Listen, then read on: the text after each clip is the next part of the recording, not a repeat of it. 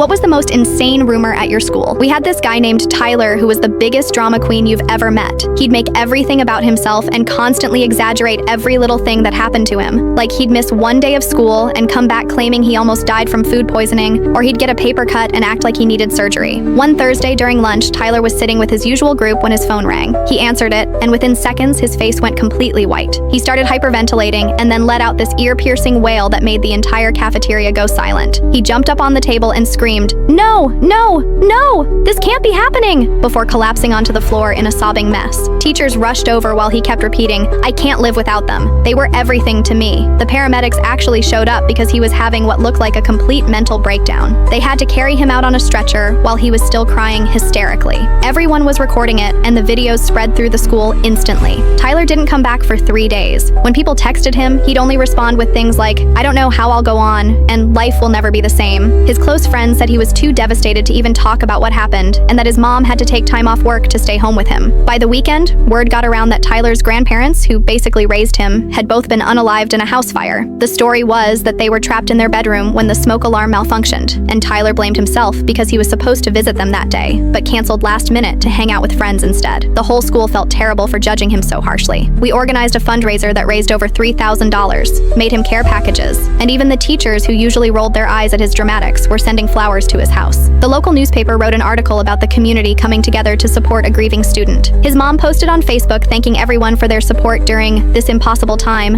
and asking for privacy while Tyler processed his grief. She mentioned how the grandparents had left Tyler their entire estate, and that funeral arrangements were being handled by extended family out of state. When he finally returned to school, he was wearing all black and looked completely broken. People were giving him space in the hallways and speaking in whispers around him. Even the bullies who normally picked on him were being respectful. The guidance counselor pulled him out of classes regularly for grief counseling sessions. During lunch, someone asked him how he was holding up, and he said, "I just keep thinking about how I'll never see them again. They meant the world to me. I should have been there to save them." Everyone was getting emotional just watching him try to hold it together. He even started a memorial page online with photos and stories about his grandparents. The school administration was so moved that they dedicated the spring talent show to Tyler's grandparents and let him give a speech about fire safety. Local firefighters came to speak, and Tyler broke down crying again while talking about how preventable the tragedy was. Then his friend Jake, who'd been helping him through everything, accidentally let it slip during gym class. Tyler's grandparents who died in the fire were actually his 2 pet hamsters, Mr. Whiskers and Princess Buttercup. The house fire was their cage overheating and the hamsters dying from the heat. Even the teachers who sent flowers felt completely ridiculous. He ended up switching schools the next semester because people couldn't take him seriously anymore, even when he actually had real problems.